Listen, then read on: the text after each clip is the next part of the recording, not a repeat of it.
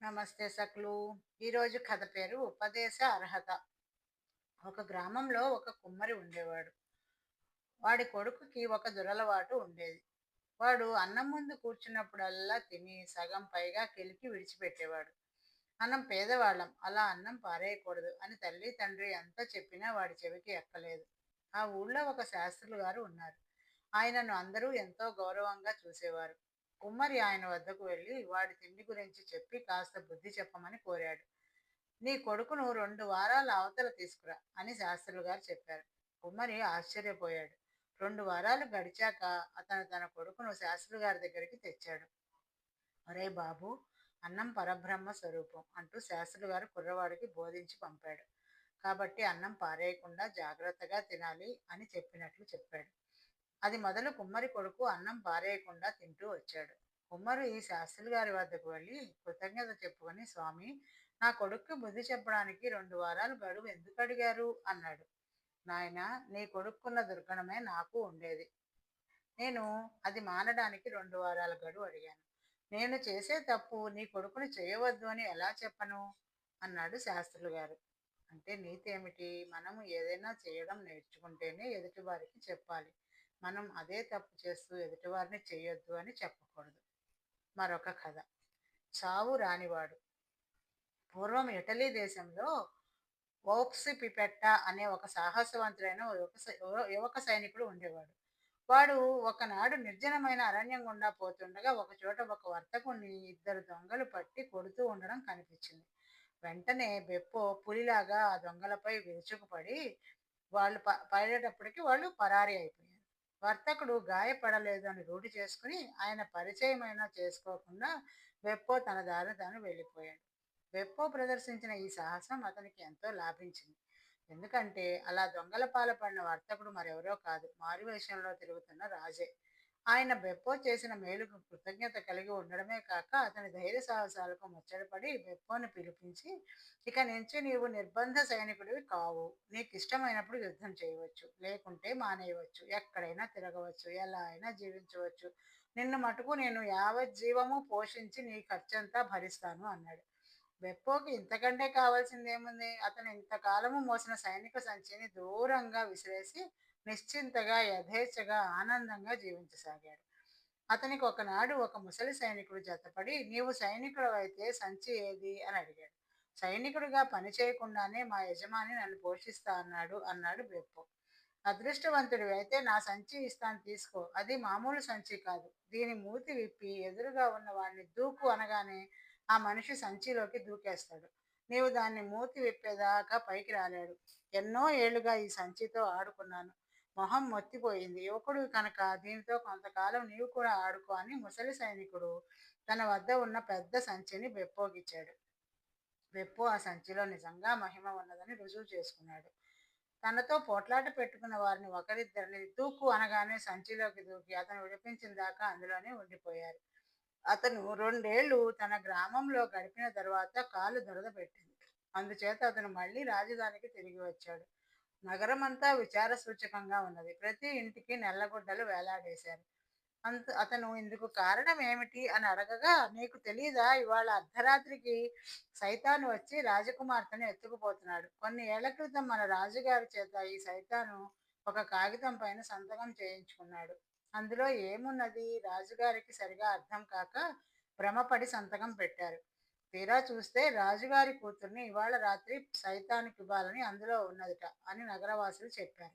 వెంటనే బెప్పో రాజుగారి వద్దకు వెళ్ళి, మీరు నాకు చేసిన మహోపకారానికి బదులుగా తమ కుమార్తెను సైతాన్ నుంచి పడకుండా తప్పిస్తాను అన్నాడు.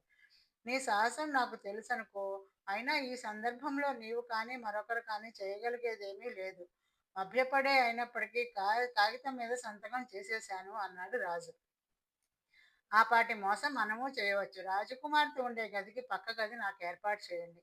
అంటే సైతాను నా గది దాటితే గాని రాజకుమార్తె గదికి పోవటానికి లేకుండా ఉండాలి. నాకు ఒక బల్ల, మంచి దుడ్డు కర్ర, కలము, కాగితము, సిరాబుడ్డి దయచేయించండి. మిగిలిందంతా నేను చూసుకుంటాను అన్నాడు బెప్పో. బెప్పో ప్రమాదం నివారించగలడని రాజుగారికి ఏ కోశానా నమ్మకం లేదు.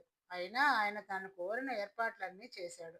రాజకుమార్తె ఉండే గదికి పక్క గదిలో చేరి బల్ల మీద తన సంచిని మూతి విప్పి సిద్ధంగా ఉంచి కిటికీ తెరిచి దాని వద్ద బెప్పో నిలబడి ఉన్నాడు.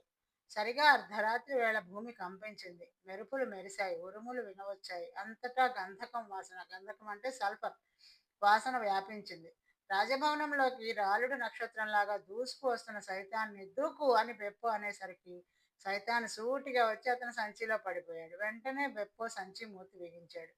సంచిలో చిక్కిన సైతాను కాసేపు గర్జించి మౌనం వహించిన మీదట బెప్పో, ఏ ఇలా వచ్చావు అని అడిగాడు.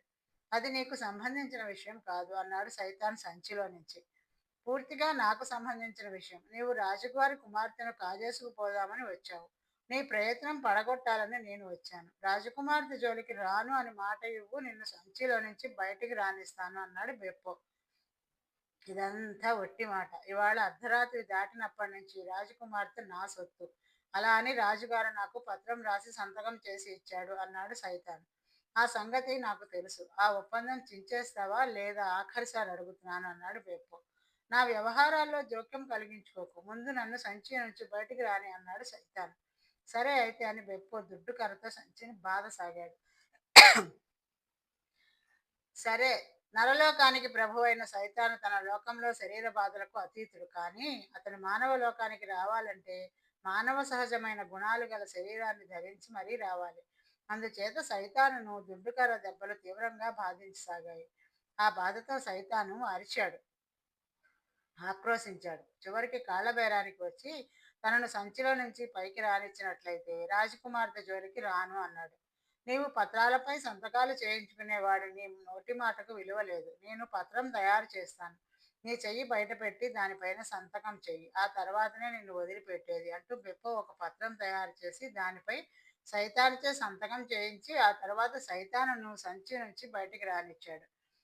ఆ సల్ఫర్ వాసనలు వెదజల్లుతూ ఒక మెరుపు మెరిసింది. సైతాను గదిలో నుంచి నిష్క్రమించాడు. తర్వాత రాజుగారు, ఆయన కుమార్తె, కొలువులో ఉన్నవాళ్ళు తన చుట్టూ చేరి తెగమెచ్చుకుంటూ ఉంటే బెప్పో సిగ్గుతో తల వంచేసుకున్నాడు. అతని గౌరవార్థం రాజుగారు బ్రహ్మాండమైన విందు చేసి అతన్ని సాగనంపాడు. మళ్ళీ బెప్పోకు దేశాటన మొహం వచ్చింది. అతను ఒక చోట స్థిరపడదలుచుకుని తనకు నచ్చే చోటు కోసం అంతటా వెతికి చివరికి ఒక నది ఒడ్డున ఒక అందమైన కుటీరం చూశాడు. దాని చుట్టూ అందమైన పూల తోట, పళ్ళ తోటలు ఉన్నాయి. ఆ కుటీరంలో అతను స్థిర నివాసం ఏర్పాటు చేసుకుని దేశాటనలు మానేసి బతికి ఉన్నంత కాలము అక్కడే సుఖంగా ఉండ నిశ్చయించాడు. చాలా ఏళ్లు గడిచాయి. అతనికి జీవితం హాయిగా జరిగింది. ఒకనాడు అతని వద్దకు ఒక కొత్త వ్యక్తి వచ్చాడు. అతను నల్లగా ప్రశాంతంగా విచారవదనుడై ఉన్నాడు. ఎవరు మీరు అని బెప్పో అతన్ని అడిగాడు. మృత్యువును అని ఒక వ్యక్తి జవాబు చెప్పాడు. ఓహో, అలా అయితే దూకు అంటూ బెప్పో తన సంచి మూతి విప్పాడు. మృత్యువు అందులోకి దూకి ఏడార్థం పాటు అందులోనే ఉండిపోయాడు.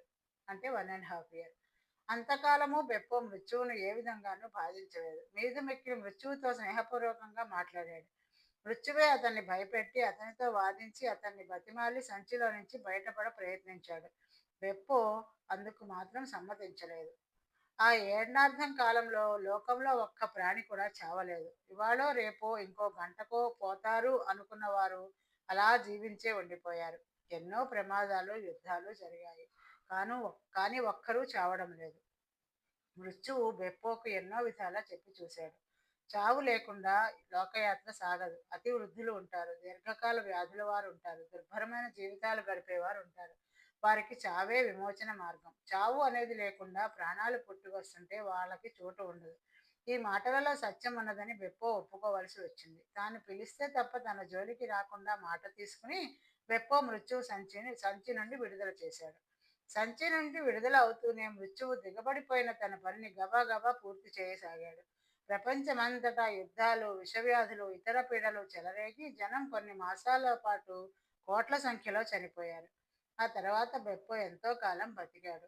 అతనికి జీవితం పైన రోత పుట్టింది. అతని మిత్రులే కాక వారి పిల్లలు, మనవలు కూడా పోయారు. రాజుగారు, ఆయన కూతురు కూడా ఏనాడో పోయారు. అందుచేత అతను తనను తీసుకుపోమ్మని తన నౌకరు ద్వారా మృత్యువుకు కబురు పెట్టాడు. నేను ఆ మనిషి ఉండే ఛాయలకే రాను అని మృత్యువు జవాబు చెప్పాడు. ఈ మృత్యువు ఎంత కృతజ్ఞుడు! అతన్ని సంచిలోనే ఉంచినట్లయితే రోగం వదిలేది అనుకున్నాడు బెప్పో. మృత్యువు తన శరీరం నుంచి ఆత్మను వేరు చేయ నిరాకరించాడు కాన తాను స్వర్గానికో నరకానికో పోవడం తప్ప మరొక మార్గం లేదని బెప్పో నిర్ణయించుకున్నాడు. తనకు స్వర్గంలో చోటు ఉంటుందని అతనికి తోచలేదు. అందుచేత తిన్నగా నరకానికి వెళ్ళి నరకద్వారం తలుపు తట్టాడు. నరకంలో ప్రవేశించకోరేవాడు బెప్పు అని తెలియగానే సైతాను భటులతో వాడిని లోపలికి రానివ్వకండి, బాగా తన్ని ఇక్కడి నుంచి పంపించేసేయండి అన్నాడు. వాళ్ళు అలాగే చేశారు. ఇక తనకు స్వర్గం తప్ప వేరే గతి లేదని నిర్ణయించుకుని బెప్పో స్వర్గానికి వెళ్ళి అక్కడి ద్వారపాలకుడితో తనను లోపలికి పోనివ్వమన్నాడు. ఈశ్వరుడు ఏమంటాడో కనుక్కుని వస్తాను అంటూ స్వర్గద్వార పాలకుడు లోపలికి వెళ్ళాడు.